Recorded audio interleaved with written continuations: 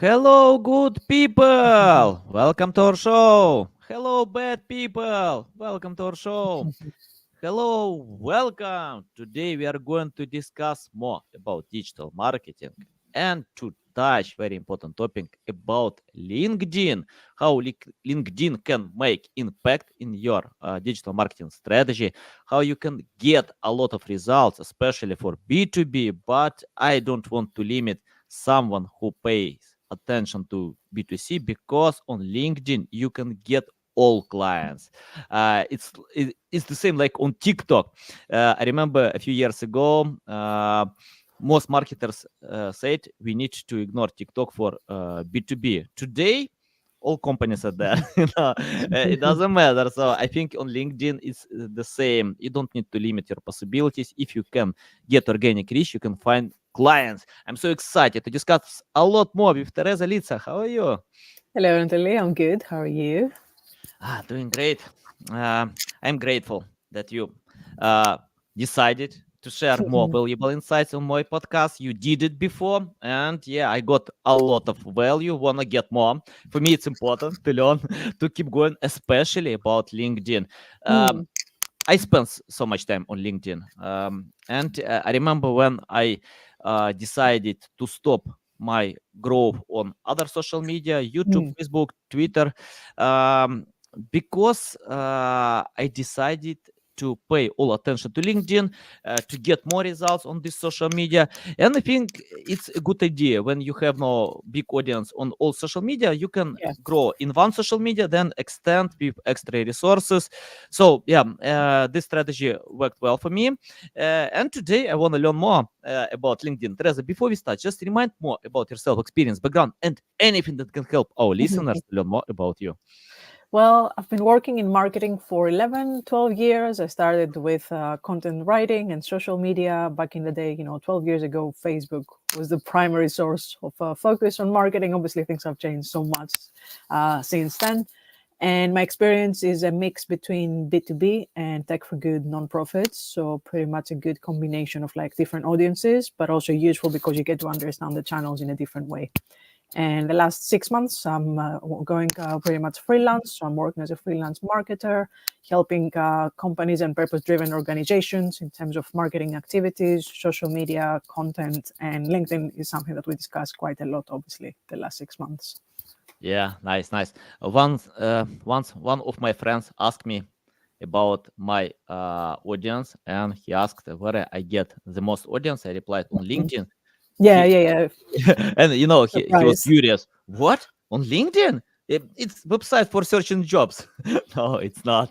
It's a multifunctional social media like Facebook. You can do anything on LinkedIn. You can create video content, live streams that we have now. You can get loyal audience. It's expensive for paid marketing, but Yeah, for yeah, yeah. organic reach, it costs nothing. Teresa, can you tell for someone who is not familiar, like my Mm. friend, about LinkedIn, where to start, what to do first if you have no experience but you want to grow your audience? I think it's a really good point because if you spend more time, you feel like it's for granted that, yeah, everyone knows that LinkedIn is having a comeback or like growing more than before. But those who haven't really had that exposure, in our bubble, they feel like, what do you mean? That it doesn't make sense. LinkedIn is just to apply for a job or if you're like working in HR. And obviously that changed a lot, especially the last year. It probably also had to do with Twitter X being on the downfall pretty much, and like advertisers trying to explore new ways to use different channels. And LinkedIn has been consistent for years. Obviously, it started as a reputation as a very professional network. So you want to network, you want to find job opportunities, you might want to connect with your company if you're part of a bigger company and you want to feel part of a team. You want to highlight your culture, but obviously you can go way beyond that. So what's really good about LinkedIn, especially the last year or two, is that it's very consistent on organic traffic, which is very rare on social channels nowadays. It's not like Twitter or Instagram or TikTok where things don't necessarily last on the feed for a lot of time and you want to fight for that attention. If you create good content and you can also create long form content, it can last on the feed even for a week, which is obviously really good for attention. So it's an opportunity to combine many different things. Obviously, you can always have the opportunity to connect for new job opportunities and clients and networking, but it's also a way to share your expertise. to create your brand and share more about what you do and actually connect with others. It's not just about talking about your show 24/7. It's Yeah. about building that community, but in a way that's more professional focused, which you can find on any other channel. Awesome, awesome. You mentioned about creating great content, high quality content, and what I found from my experience, it's not the same for Mm, SEO. It's not the same for Facebook, for LinkedIn. It's different. So, can you tell what means quality on LinkedIn? Because you can create high quality content, but to get I don't know, almost nothing. I mean, like with organic reach, yeah. low engagement. So, and but sometimes I can see people get 1,000 likes, a lot of comments, shares. With For me, it's tough to say it's quality Yeah, content yeah, yeah, because of course. I'm biased with that. So tell your thoughts. What quality means on LinkedIn? So it really depends on the case. Obviously, we can just go into the focus of like saying this and this kind of post works well. For example, carousel posts and multiple images, they can be very engaging, or long form content tends to work really well. But also, it's not just about saying just because I write long form content and I add 2,000 words, it's going to go great. I think what's really important is just to be able to find the voice and the authenticity to connect with your audience. So you want to communicate your expertise, but you also want to think as those who follow you. Because if you're talking about something that you're interested in, actually it doesn't make sense for anyone that you're following, obviously it won't get the engagement.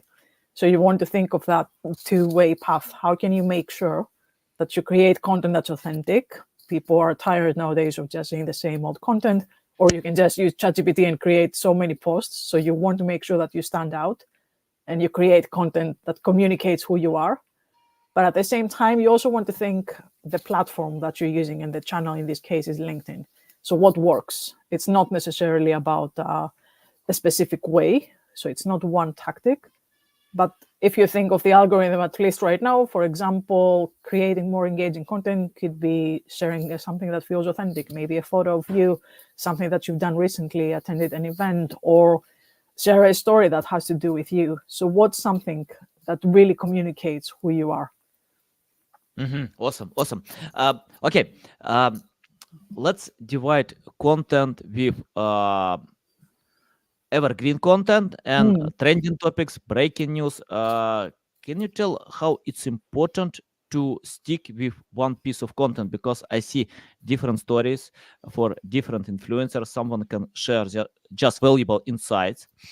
Someone can bring news and get great results. Mm. And if someone doesn't know where to pay more attention, can you tell how to find this direction? What kind of content, evergreen or breaking news or trending? Any ideas about that? I think it's probably best to aim for a balance. You don't want to just be known as sharing content or the opposite. It's good when you want to think again of thought leadership and building your brand. You want to be known for your industry, for your niche area, as the one who has the right topics to share and someone is interested in that. So if you're talking about SEO, for example, you want to share your opinion because you can communicate your expertise by sharing your actual thoughts. But at the same time, if something big is happening, being the one who shares the news, it's also helping build that trust and the credibility. So you want to find that balance and make sure that everything that you share at the end of the day is still linked to what you do, who you are, and it has some relevance to it. Awesome. I spoke with Jasmine J. Alec. Mm. He has plus 150 thousand followers on LinkedIn, and what I like on his strategy that he has high engagement on all his posts, plus 1,000. 3,000 likes, comments, a lot. And when he spoke on my podcast, he told me that he never films any videos. Mm. uh, Interesting. Yeah. he ignores this format. If you check the best practices, almost all of them You recommend you always need to hear film about videos, videos. of course. Yeah. Yeah. Yeah, Yeah. but what I like on him, he pays attention to his strong side. He can write. Mm. For Yeah. example, Yeah. Seth Godin doesn't film videos on TikTok, on LinkedIn. Mm. Stephen King, he can write great books people want to read. Yeah. So Yeah. tell Yeah. about how it's important to stick with your strong side, and yeah, go ahead with that. I think that's what's really interesting about LinkedIn. You could hear about many things about the algorithm, what works, what doesn't. But at the end of the day, you just really need to try it for yourself and think of your own strengths. Just because you could hear someone saying videos are the best for engagement, if you're not comfortable with that, it won't work. It won't be engaging because you don't feel authentic. And obviously, if your strong point is writing, that's what you want to communicate. So it's not, again, like being obsessed with like algorithms and best practices and channels, but making sure that you always start with what you feel more comfortable. Yeah. The last time I spent less time, even almost nothing, with learning algorithms, because all algorithms are created to satisfy human being. Yeah, of course, of course. Yeah, many years ago, I tried to cheat them, to play by rules, to find different ways. Today, I don't. Even for Yeah, makes SEO, sense. Makes sense. yeah, because we don't know. LinkedIn can change these algorithms. It's Yeah, better to find your strong side, to stick with that. If you can help better than others, then algorithms will work for you. So it's my point. Okay, yeah. Teresa, I want to ask about LinkedIn profiles. From Mm. the basic, I often get requests to check other LinkedIn profiles, and I see selfish owners who don't care about customers, who don't care about others, um, and can you tell how it's important to highlight how you can help and support others? Because I think if people get such Mm. thoughts, value, they will follow you or order your services, products, Yeah, anything. yeah, So yeah, of tell course. more about that. I think it's really interesting, and that's also the evolution of LinkedIn, because 5 years ago or even like earlier, you would treat of it as like your CV. So that would make sense to just share your experience and share what you're good at. But obviously, it has changed so much as a channel. It's not anymore just a way to show your experience. It could be as a mini website. It's a way to communicate what you do, and it shouldn't be all about you, as you said. So if you want to like sell your services, you want to make sure that you don't just say, I'm doing this and this and I'm the best. I want to make sure that I have the right message to share how I can help you. So it is that shift from like sharing your experience only and highlighting that and talking all about yourself, to thinking about your audience and make sure that anything that you can optimize, from the headline, the about section, the featured section, anything should be about your audience and how to make sure that you really talk about what they want to hear. Nice. Okay, how to unite LinkedIn with other digital marketing channels? Mm. So tell your input about that. I found really interesting, and speaking again a little bit of like optimization. The other day, I was trying to experiment with different headlines and think what's the best way really to include like one sentence as the main point. When you create content, everyone sees that, so you want to find the headline that makes sense. And I chose, for example, for me, freelance marketer, and then added what I do and how I can help others.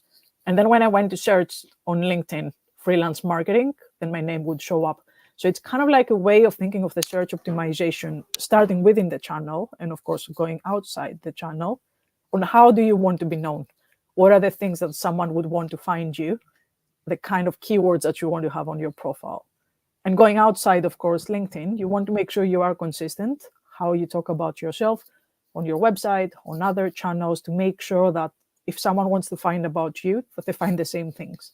So you don't want to talk about one topic on a channel and the other have like a completely different target audience. You want to have that consistency to make it easier for someone to discover your work. Awesome. Yeah. And tell more about repurposing content. I use Mm. this strategy a lot. Yeah, I have no time to create a lot of pieces of makes content, but sense. I can cut. I can consider the audience. So tell how to do it. I think it's really useful, and it's something that really helps once you think of your content ahead. Because if you think of that, not everyone will see your content the first time or even the second time. You just want to be creative. So let's say you wrote a blog that you were really happy about, and then you want to turn it into a LinkedIn post, let's say about the latest trends on SEO. And then you got some engagement, but chances are not even half of your audience would see the post. So you don't want to miss the opportunity. If you did like a really good post, you felt that there is a lot of value, you want to be creative. So you want to think, what's another spin to talk about this in another way? You don't want to just obviously copy paste and share that again, but you might want to think of a different question to answer the topic. You might want to think of a pain point for your audience, or you could create another summary of what you're talking about and just repurpose it in a way that feels creative, but it's not about creating a completely different post from scratch. Or sometimes it also really helps me to look at the comments, whether it's about my post or others, just to get inspiration of what others are adding or what they're talking about, to make sure that this could be a new opportunity to like find another spin, another angle to your content, and just create more for the future. Nice, nice. Teresa, let's talk about patience. I remember Mm. when I watched interview with Mr. Beast, Mm. and yeah, he spent like 18 months to get first 1,000 subscribers. 18 months Yeah. without results. So, but he didn't give up, and today everyone knows Mr. Beast, 200 million Yeah. subscribers on YouTube. He got a lot of followers on TikTok. I think everywhere. He's Yeah. so good. But what I like in him that he didn't give up when he got low engagement. According to data, most people give up because they don't see results. Yeah. I Yeah. have no idea how to do it in the first attempt, even 100 attempts. And Mr. Beast, by the way, said about that, you need to film 100 bad videos, just to acquire experience. If you acquire experience, you can think how to improve the process. So Mm. tell about patience, because I see when people post content with no likes, no comments, no views, Mm. nothing. But how to stick with that, to test, to go ahead and believe that you will achieve results in the end. I think it's really important having the patience and also the consistency to continue what you're doing. It's like starting a business from scratch. You have a new website, you want some time for people to find out who you are.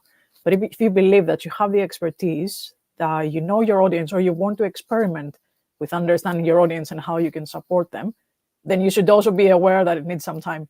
And there are many iterations, tests, things that you want to explore until you find out you're in a stage that you really speak the right way and you have the engagement that you want. But obviously, with social media and the need to like get instant engagement, traction, go viral, and anything, you always expect something to work out overnight. But of course, you really need to put the work and try different ideas until you find what works best for your audience. And I imagine that will be annoying. When you get no engagement for weeks, months, it's easy to just feel that it doesn't work for me. It doesn't make sense. But you really need to Yeah, like continue in that stage. I know some people can get engagement for 6 months, Mm. Yeah, yeah, almost yeah. almost nothing, So I mean, like random likes, comments, nothing special. And yeah, and okay, if some content creators believe that content is quality, stand out from the rest. Mm. They spend time to craft this content, to bring something new, valuable, better content than existing content, but they can't win engagement. So, can you advise what to do, how to uh, invite people to check your content? Mm. I think it's a really good point, and it's also linked to experimenting with the content you create, because it's easy to feel that just because I'm creating content and I really enjoy it, that it should get a lot of engagement. But that might mean that it's a different angle, it's a different language from how you want to talk to your target audience. And it might be the way that you talk about that. It could be just the way that you're too much in your head and you're thinking about yourself. But you really need to stop for a second and just think like your audience. What are the pain points? What are the challenges? What's the content that they would enjoy from you? Or what's the type of content that they know from you if you're already like engaging with someone? So you always need to step outside of what you're used to doing and like how you think about yourself. And it might be useful sometimes just to ask your friends, someone else who might see the content from like a fresh pair of eyes, just to ask what do they understand? What do they get out of it? What do they want to see more? And have that kind of like mini market research feedback approach to understand and try in different ways to see what works best for you. Nice, nice. Uh, how to engage with others? Because we share a lot about how Mm. to post content, Yeah. how to create post content, but what about engaging with other posts, other content, and connect with people who might be Mm. to create these beneficial solutions for both sides? So engagement is really important, obviously, and going back into thinking that LinkedIn is about connecting with others and networking, but it has to be authentic. Obviously, we hear lately a lot of conversations about AI and using bots to add comments and just like turbo boost the engagement, which it might work like for a specific period, but it's not the kind of authenticity and engagement that you want in the end, because you want to use the channel in a way that you start connecting with people. It might be an opportunity to meet someone who might help you in the future. It might be a partnership, a collaboration. Could be like someone who's already established and can help you with the content. So you really want to treat that as part of networking and understanding how you can connect with others. So it's usually for me, for example, I'm responding to a post that I feel that it's actually interesting and I have something to share. So it's not just being strategic and going to the post that you feel that you might be noticed. You also want to have that authentic connection and start a conversation with those who are interesting or relevant to you. Mm-hmm. Teresa, I posted some viral content from my experience, and I got like 300,000 views, a lot of comments, but I can't say that I got sales with such posts. And for me, it's important to sell my products as well. So if I get one like, one comment, and can Yeah, sell my products, it's much better than if yeah, I of course, get of million course. views. So tell how to cover your sales funnel. Okay, I can post content, but I want to submit call to action. Do I need to submit call to action to all posts, or if I can, how to do it right? I think that's a really good point. Obviously, we talked about engagement, which is always good. But sometimes when you think of the sales funnel in your business, engagement and likes mean nothing if you don't get something practical out of it. So it's better, as you said, to have 10 likes in a post, but get a message from one of them to say, oh, I'd like to have a chat about your services. I think you're great.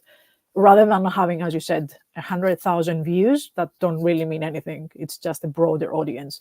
So it goes back into what you want. If you want to use LinkedIn just to expand your brand and your presence in a wider audience, then engagement is great and like the reach of the post.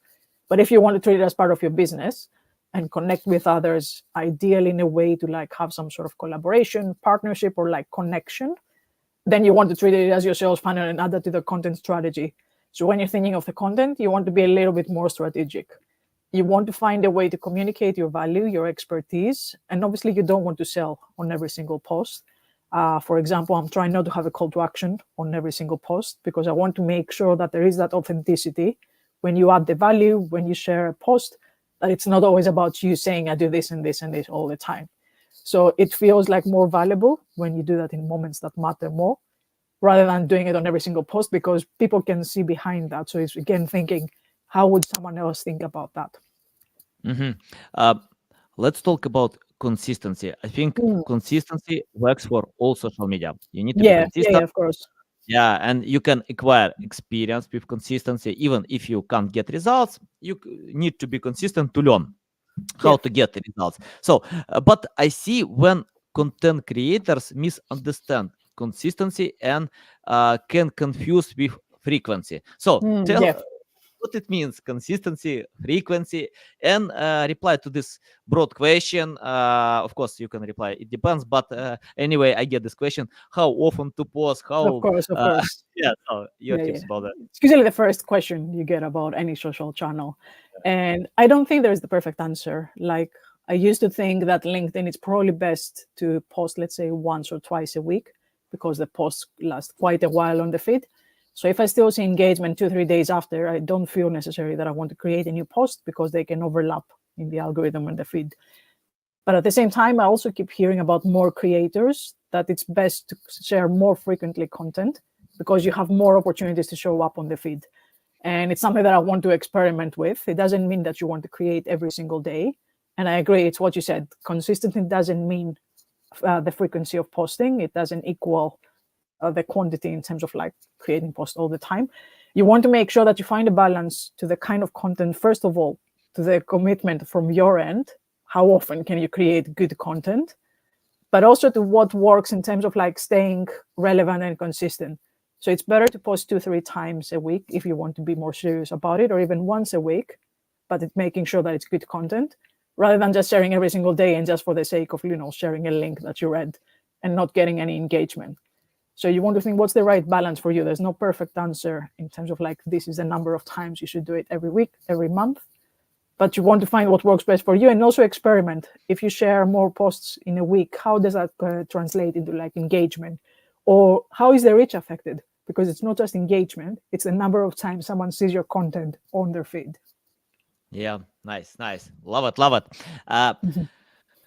Okay, if we need to be consistent, and for me, it's important to improve results step by step. And I remember this great book, Atomic Habits, and Yeah, yeah, yeah. the author of this book explained why people give up because they can't see results. So you can get slight results, but you need to go ahead and you can feel these results like in months, even years, Yeah. of working hard. So tell your methods how to improve step by step. Okay, if we can't feel it, if it takes time, but we need to be consistent to keep going ahead. So tell how you analyze previous results and think how to improve future results. Yeah. So, for example, if I want to work with someone to help them with their LinkedIn content strategy, usually it could be like a founder, someone who feels like they already have experience, but they don't necessarily have enough time or expertise on using LinkedIn more consistently. So, you start with understanding what you're good at, what's your expertise, what do you want to write about? This is part of the planning. Then you want to think your target audience. Who do you want to talk to? It's different who do you want to talk to, but with those who already follow you, it might not always be the same. You might had a job in the past where you work on something different or like change industry. So you want to make sure when you start being more strategic that you also have the target audience in mind. And then you want to think of objectives. It's what we're saying. Do you want to get more sales? Do you want to expand your brand? Do you want to find a new job? So obviously, based on the objectives, this is the kind of content you want to create. So in order to have that plan in mind, you want to answer these questions. So having that in mind at the start, it helps you to know that even if I'm like in 2 or 3 months in and I still don't get the traction that I would like to have, it's a journey and I want to make sure that I go from one stage to the other until I'm ready to sell or promote even more my business or like get into the call to action that I have in mind. So having that roadmap in mind, it helps you to understand that it's a journey like having a new business, a new channel that you want to grow, and you need to go from one step to the other. Teresa, I want to ask how you learn your audience because you mentioned many times you need to Mm. understand the audience, you need to learn your audience. Tell how you collect data about your audience to satisfy their intent. So the very simple way, obviously, you can go into like analyzing what works for your post is just explore on your own. You can create different content. You can try with different way of communicating something. So if you're talking, for example, to someone who's new to marketing and someone who's like the CMO, there might be a different kind of like level of how you want to communicate. Or if you're talking to someone, for example, for me, if I want to talk to someone who's like the founder and they want support with one specific aspect of their business, it's different with someone who might want to collaborate with you for a guest blog opportunity. So you want to think again, what are the kind of posts that the audience I have in mind would be more interested? Or if I want to apply for a job, what are the kind of posts that they would want to see and feel that it's relevant?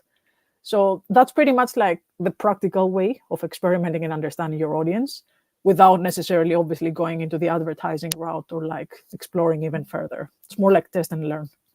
Yeah, I agree. I think you can't learn from books, guides, Yeah, podcasts exactly. like this.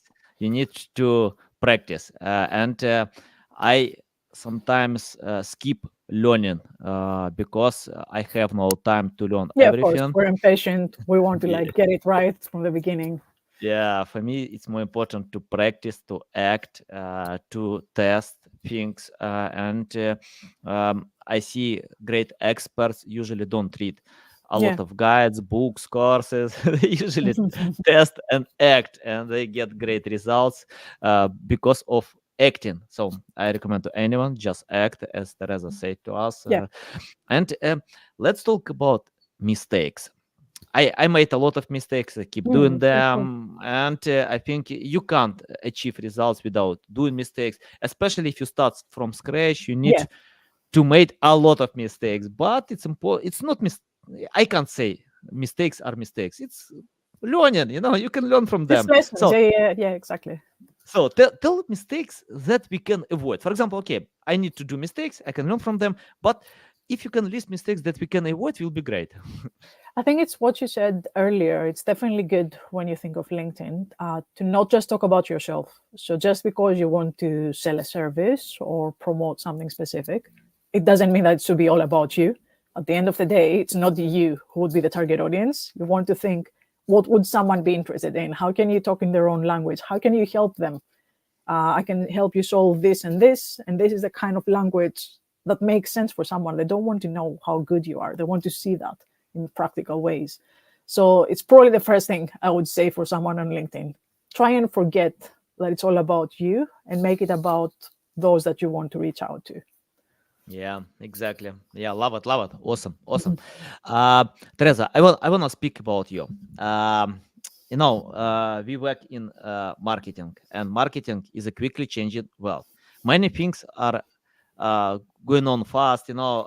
Technologies are growing fast, and for example, even AI today, almost I can't say everyone, but almost everyone can use AI. Yeah, It's not yeah, yeah. the Yeah, it's not the same like with other niches. For example, in accounting, I spoke with my brothers. They have good salary, everything looks fine, but they don't use AI. They don't know Mm, how to use AI. And according to data, 25% of all occupations adapted to AI. In marketing, 100%. Okay, yeah. let's imagine 99.99% adapted to AI.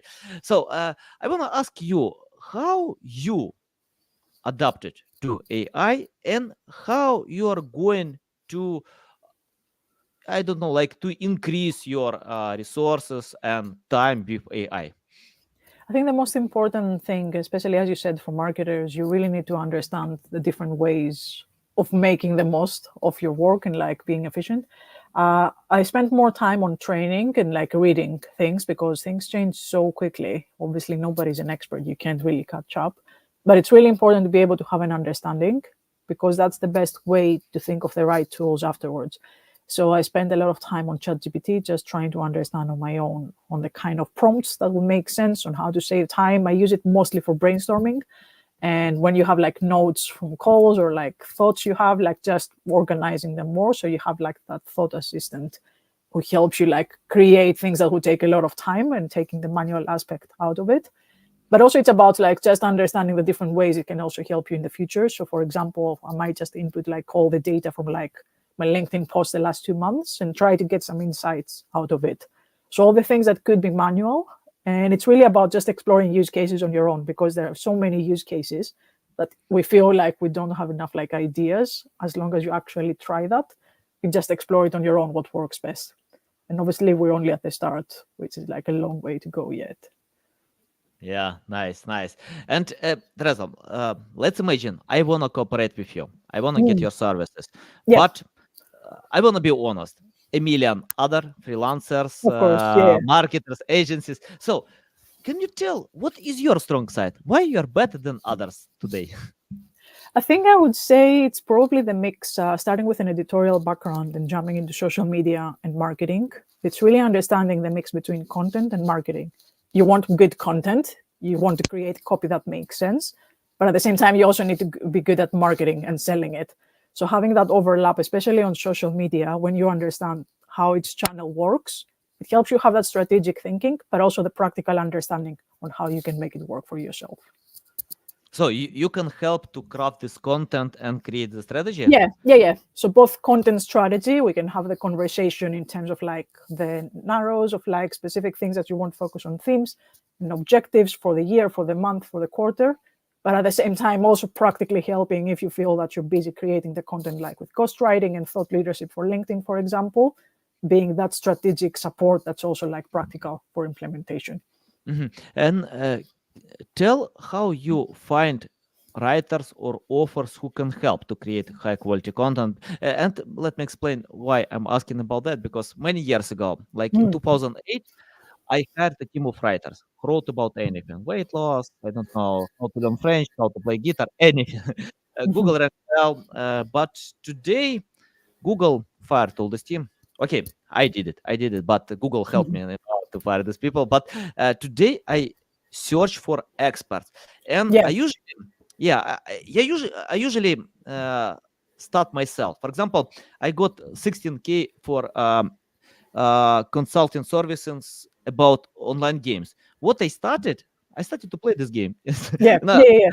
I wanted to understand why people are playing these games. And when my son saw that I am playing games, he told me, "You lied. You told that you read only books. You never play online games."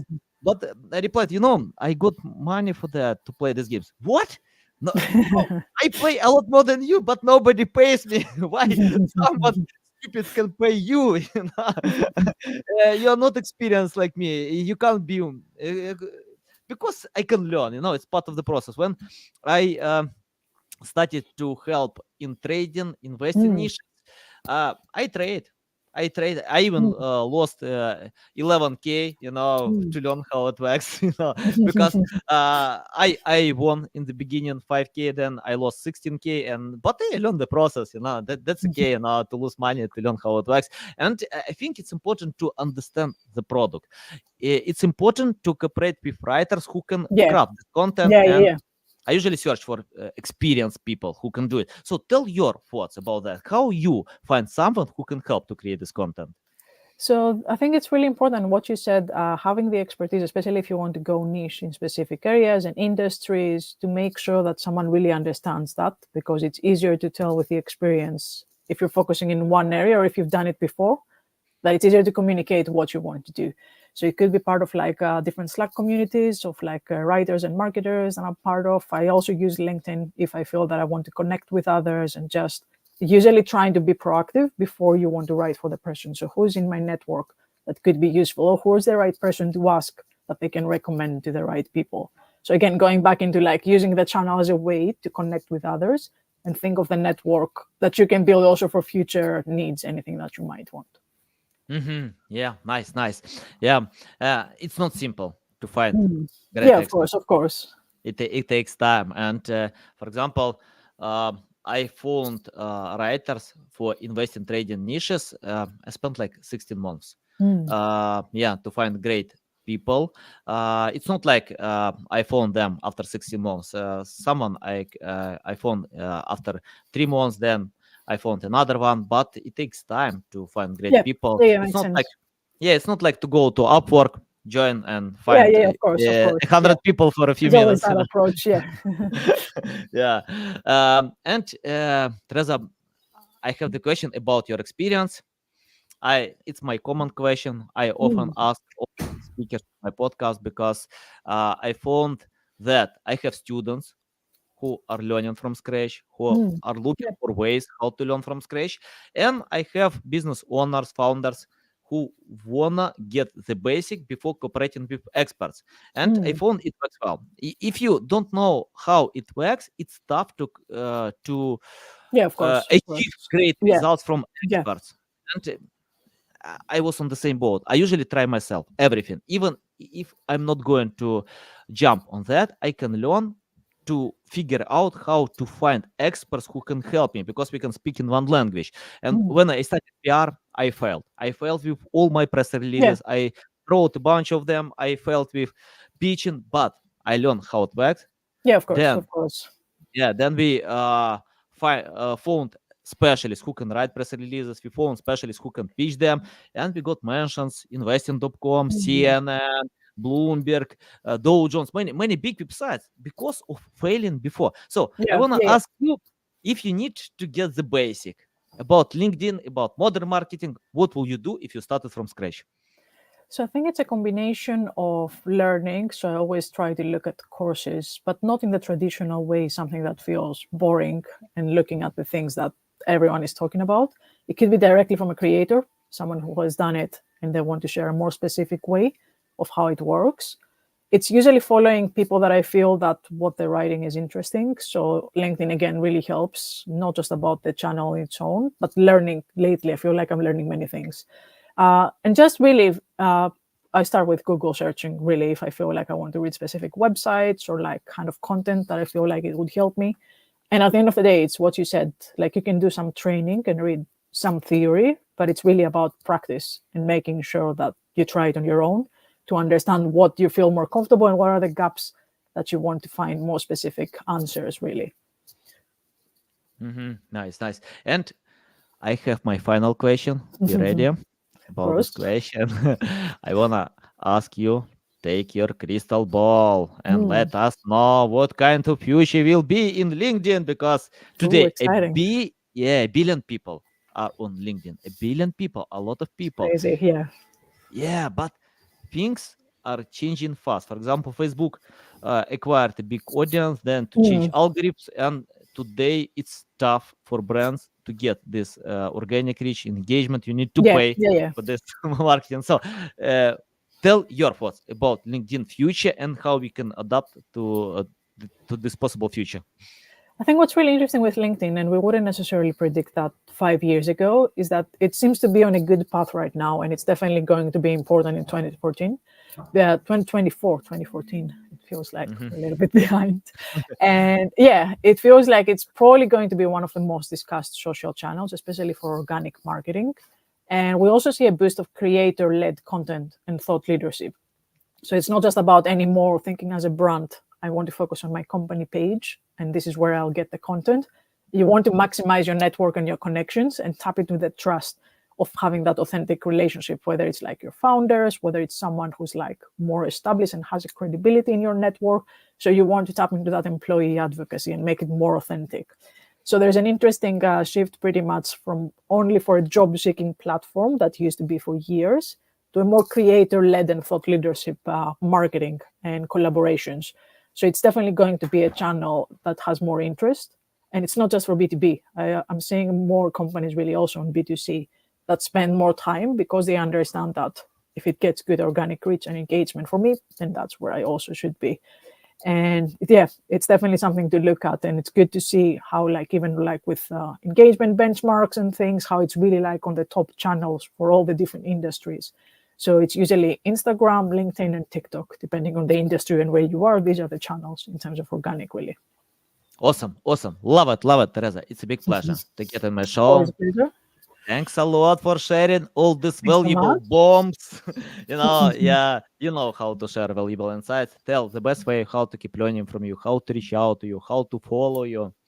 Well, I'm talking about LinkedIn, so I guess I should mention that you can connect with me on LinkedIn. And yeah, I still have a presence on Twitter, X, but I wouldn't say I'm really active. So it's probably LinkedIn to get people to.